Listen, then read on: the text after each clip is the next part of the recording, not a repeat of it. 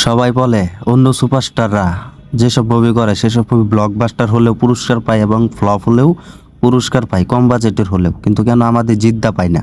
এবং জিদ্দা তো blockbuster movie দিয়ে যাচ্ছে, একটার পর একটা তো হিট হচ্ছে, তাহলে জিদ্দা কেন পুরস্কার পায় না?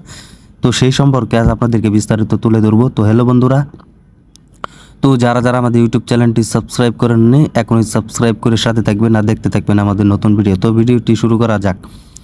যে অনেকে বলছে জিদ্দা কেন সুপারস্টার হলেও পুরস্কার পায় না। তো দেখেন, একটা মুভি কিন্তু আমরা জানি জিদ্দার কিন্তু বাংলা ইন্ডাস্ট্রিতে অনেক যুগ ধরে হাত ধরে এগিয়ে নিয়ে যাচ্ছে এবং বড় বড় মুভি যেটি একমাত্র জিতে করে যাচ্ছে এবং জিতের দ্বারা সম্ভব হচ্ছে, জিতেই এগিয়ে নিয়ে যাচ্ছে, সাফল্যর পথ দেখাচ্ছে জিতে। তো যে নতুন নতুন পরিচালকরা আছে, ডিরেক্টররা আছে, তাদেরকেও কিন্তু জিতে সুযোগ দিচ্ছে এবং জিতে সেই সব মুভি তাদের হাতেই করাচ্ছে, যেসব মুভি জিতে পছন্দ করে এবং পছন্দ করছে। তো জিতের কাছে ভালো লেগেছে। তো এখন কথা হচ্ছে কেন পুরস্কার পায় না? তো জিতের মুভি তো অনেক ব্লকবাস্টার হয়েছে এবং অনেক ব্যবসা করতে পেরেছে, সক্ষম হয়েছে, দর্শকদের মন জয় করতে পেরেছে। তো দেখেন, যারা মনে করেন পুরস্কার দেয় তাদের চোখে কিন্তু এটা মানায় না এবং পড়ে না যে এই মানুষটা একমাত্র জিত, যিনি বাংলা ইন্ডাস্ট্রির জন্য এগিয়ে যাচ্ছে এবং বাংলা ইন্ডাস্ট্রি অনেক দূর নিয়ে যাচ্ছে, এই মানুষটার কথা আমরা কেন ভাবি না? এটা কিন্তু আসলে ভাবে না। আমার কথাটি যদি ভালো লেগে থাকে আপনাদের কাছে, তো আপনারা কমেন্টে জানিয়ে দিবেন। তো এরা বলে যে একে কীভাবে পুরস্কার দেওয়া হয় না। তো এরা যদি এই চিন্তা ভাবনা করতো তাহলে জিতের ঘরে আজ 100 থেকে 150টার মতো উপহার হিসাবে গিফট থাকতো, তাই না? তো এরা কিন্তু এই চিন্তা করে না। এই চিন্তা না করে কোন নায়ক, যেসব নতুন নায়করা আছে তারা কিন্তু উপহার পায়। যেমন একটি সেই মুভি যদি কোনো ফ্লপ হয় তাদের চোখে সেটা ভাসে যে হ্যাঁ, এই নায়কের ফ্লপ হলেও এদেরকে পুরস্কার দেওয়া হবে। তো তারা সেই নায়ককে পুরস্কার দিচ্ছে যে নায়কে মুভি ফ্লপ হচ্ছে এবং ব্লকবাস্টার হচ্ছে না, তো ভালো কালেকশন করতে পারছে না এবং হলগুলো এগিয়ে নিয়ে যেতে পারছে না, বাংলা ইন্ডাস্ট্রি এগিয়ে নিয়ে যেতে পারছে না। আর সেখানে জিৎ একাই লড়ে যাচ্ছে বাংলা কমার্শিয়াল মুভি, যেসব 6 থেকে 7 কোটি টাকা ইনকাম করে যাচ্ছে, 8 থেকে 10 কোটি টাকা ইনকাম করে যাচ্ছে এবং দর্শকদের মন জয় করে ফেলছে। এবং দর্শকরা বলছে জিতের মতোই নায়ক যদি আরও 20টা আসে তাহলে বাংলা ইন্ডাস্ট্রিও আরও অনেক দূরে এগিয়ে যাবে। তো জিতের মতো আর যুগে মনে হয় দেখতে পারবে না সেই নায়কদেরকে। তো এটা আর কি দর্শকরা বলেছে।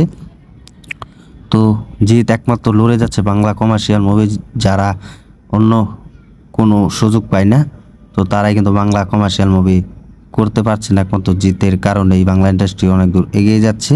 তো জিতের হাত ধরে কিন্তু যেসব হল বন্ধ ছিল প্রায় 30 থেকে 40টা, সে হল আজ খুলছে একমাত্র জিতের ছবি পরিচালনা করার জন্য এবং রিলিজ দেওয়ার জন্য। তারা ব্যবসা করতে পারছে। যারা দুমুঠো খেতে পারেনি সেই হল চালিয়ে আজ তারা সেই ভাঙ্গা হলগুলোর চেয়ার ঠিক করে জিতের মুভি চালাচ্ছে এবং জিতের মুভি চালিয়ে তারা ব্যবসা করতে পারছে, ব্যবসা করছে। তাহলে সেখানে জিত কি তাদের কি চোখে পড়ে না যে এই লোকটা বাংলা ইন্ডাস্ট্রির জন্য লড়ে যাচ্ছে? তো তারা যদি এই চিন্তা ভাবনা করতো তাহলে জিতের ঘরে আজকে 100 থেকে 200টা মতো গিফট থাকতো। তো এটাই, তো তারা আসলে এটা কখনো দেখবে না আর মনে হয় না আমার ভবিষ্যতে হবে। তারা জিতকে নিয়ে বড় একটা প্রজেক্টের উপহার হিসাবে গিফট হিসাবে দিবে, তো সেটা মনে হয় না আর হবে। তো আমি একটা মনে রাখবো, জিত যেভাবে লড়ে যাচ্ছে না ঠিক সেভাবেই লড়ে বাংলা ইন্ডাস্ট্রি আরো দূর নিয়ে যাক। সময় আছে না যে একদিন হলেও জিতে রাজত্ব করছে এবং করবে, সবাই তার প্রশংসায় ভাসবে। তো এটাই, যেখানে জিতের ট্রেলার রিলিজ দেওয়া হয় কোনো বড় বড় যারা পাকিস্তান এবং অস্ট্রেলিয়ার ইউটিউব চ্যানেলরা আছে, তারা এই জিতের মুভি আজ রিভিউ করে যাচ্ছে যুগ যুগ ধরে। ঠিক আছে, এটাই হচ্ছে জিতের পাওয়ার। বললাম না, জিত উপহার হিসেবে না পেলেও জিত কিন্তু দর্শকদের মন জয় করে ফেলেছে। এটাই, দর্শকদের মন পেয়েছে তার কাছে। তো আজ উত্তর পেয়ে গেলেন। তারা যদি এটা চিন্তা ভাবনা করতো যে জিতকে আমরা উপহার হিসাবে দিব, তাহলে তাদের সেই অ্যাকশনটা ভিতরে থাকতো না। ঠিক আছে, তো এটাই, কিছু কিছু হিংসা করে আর কি জিতকে, যে জিত বাংলা ইন্ডাস্ট্রি এত দূরে এগিয়ে নিয়ে যাচ্ছে, তারা কিন্তু চিন্তা ভাবনা করছে যদি এটা না, তারা কিন্তু বাংলা ইন্ডাস্ট্রির জন্য কিন্তু খুব ভালো চায় না। তো আজ উত্তর তো পেয়ে গেলেন। আমার কথাটি যদি ভালো লেগে থাকে আপনাদের কাছে তাহলে কমেন্টে জানিয়ে দিবেন এবং ভিডিওটি ভালো লাগলে শেয়ার করে দিবেন। আর আমাদের ইউটিউব চ্যানেলটি সাবস্ক্রাইব করে সাথে থাকবেন। ধন্যবাদ সবাইকে এতক্ষণ সাথে থাকার জন্য।